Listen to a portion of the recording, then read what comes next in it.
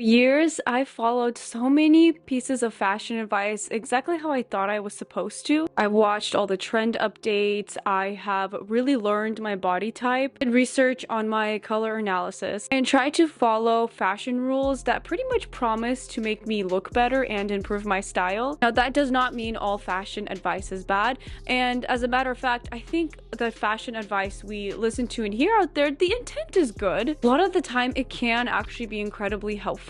There are certain pieces of advice that I have personally stopped following because they either made getting dressed just so much more confusing, encouraged me to buy things I actually didn't need, or just simply didn't work for me. Now, first point, have you seen those videos where you see the outdated versus trend videos? It's like a split screen, you'll have an outdated outfit, and then they'll have today's version like 2025 or 2026. And just to put it out there, the fastest way to become unhappy with your style is to let someone else decide when your clothes expire. And actually, one of the most stylish, or a group of women that I really look up to for style inspiration and advice, wear a lot of items that's considered outdated, but they style it differently. And when I see these out of style versus trending videos, to me it just looks like either one, someone's making content for views, which can be helpful. I'm not going to lie. Like, seeing, modern versions of items is so helpful. And the funny thing is that they're going to take 2026 version and put that in the out of style category, and probably in 2030, for example, there's going to be a updated version. Now, these types of videos also just creates unnecessary wardrobe anxiety, encourages constant shopping, and like I mentioned, it usually contradicts itself every few years. Stylish women actually repeat what they love, and your style should evolve naturally and not through panic purchases. Point number 2, I really think quite a bit of people will disagree with me on this, but hear me out.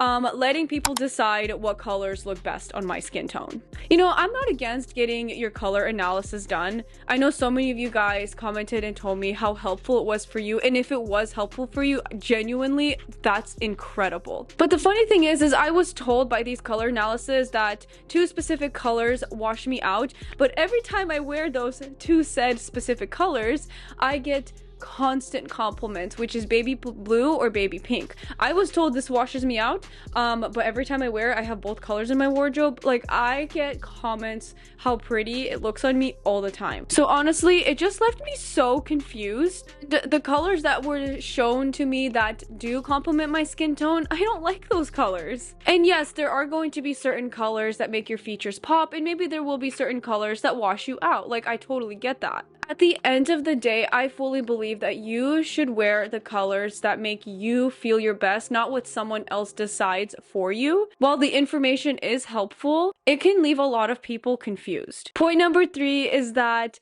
I stopped believing that every single outfit I'm wearing needs to be flattering. Every outfit needs to make me look taller, thinner, leaner, more balanced. Sometimes clothes can simply be fun. Some of your most favorite outfits might not be the most quote-unquote flattering. And I think this is especially relevant for petites because we're told, even, including for me, as I've given a lot of petite styling tips throughout the last 6 years, enjoy your style and have fun with it. While the tips are incredibly helpful and useful, sometimes it can be a little overwhelming, even for me. So just have fun with your style, and you don't have to put yourself in a box. Point number 4 is that I stopped believing I need a capsule wardrobe. I've spent years trying to fit my style into someone else's capsule wardrobe formula. Now, again, this stuff is helpful, but I think a lot of people just treat it as like a measuring stick, like you have to follow this exact capsule wardrobe. And I think that's what leaves us confused and overwhelmed at the end of the day. I do think a capsule wardrobe is great for some people, but not everybody wants 30 neutral basics. Some people, like myself, genuinely love variety. Some wardrobes need colors, prints, maybe even trends if you want them. Now, I feel like I can really go on and on and on about this, but I actually made a separate video titled The Capsule Wardrobe Lies That Everyone Believes. I do think capsule wardrobes can be helpful, but I made a whole video dedicated to talking about it, which I will link it up here for you guys. And I believe that this is one of the reasons why I spent so much money on 30 plus 50, almost the exact same items, neutral pieces, that left me feel stuck and so bored with my style. The more I discover my style, the more I realize I don't really need a quote-unquote capsule wardrobe, especially someone else's version of a capsule wardrobe, which that could be theirs, but you know, mine is going to look different. Next point is that I believe that you do not need to splurge to look expensive. I want to put up this outfit here. I actually just recently wore this to church, and to me this outfit looks quite expensive and quite chic, and I think there's so many different ways you can achieve expensive looking outfits for less, but here I have white jeans and a white Oxford, which both are from Quince. Jeans are $60, the Oxford is $40, 100% organic cotton, and it fits in exceptionally well. The belt is from Amazon, super cheap. The shoes are also from Quince, under $100 for real leather slingback pumps. Now, I will say, the purse is very expensive. That's where the one thing in the item that's very much of a splurge, but I definitely have less expensive bags that I could wear with this outfit and it will still look just as expensive. This is just an expensive purse that I have that I really, really like. But again, I want to point out that like you don't need to splurge to look expensive. Honestly, the fit matters more and the styling matters, as well as your confidence honestly matters most. Point number 6 is that every single outfit needs a trend. I don't think that's true. Some of the best outfits I've worn are completely trendless. My opinion is trends are absolutely optional, and chasing every trend honestly creates wardrobe confusion. Your personal style becomes harder to identify, and timeless doesn't mean boring. The next one, I saved it for last. It's definitely a very interesting point, and I would love to hear your guys' thoughts on that in the comment section. But one thing I see often is that you need to dress your age. Nobody can seem to agree what that actually means, to be honest. Like, for example, I have my favorite two-tone pumps, like slingbacks that are very Chanel-like, and the ballerina flats and the two-tone.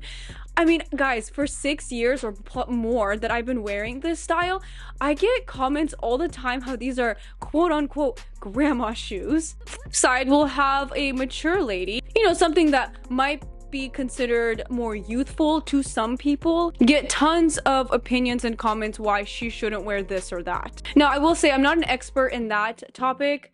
I'm not even 30 yet, you guys. I do get a lot of comments of people telling me my style is too mature for my age, and I'm like, what does that even mean? I will still give you my opinion though. I believe that style should evolve with you naturally based on your personal preference, not what others decide for you. So at the end of the day, this is a very vague rule that is often used just to shame women. And like I mentioned, style should evolve with you naturally based on your personal preferences. You don't need to abandon things you genuinely love. Personal style is personal, and it should evolve with you naturally as it does for everyone. So we'll add new things into our wardrobe, probably take things out the older we get. That should be based on your personal preferences, not what someone else decides for you. At the end of the day, fashion advice should be a tool and not a rule book. One of the biggest style improvements I've made wasn't actually buying better clothes. It was trusting my own opinion a little bit more. Now, I would love to hear from you. What piece of fashion advice have you stopped following?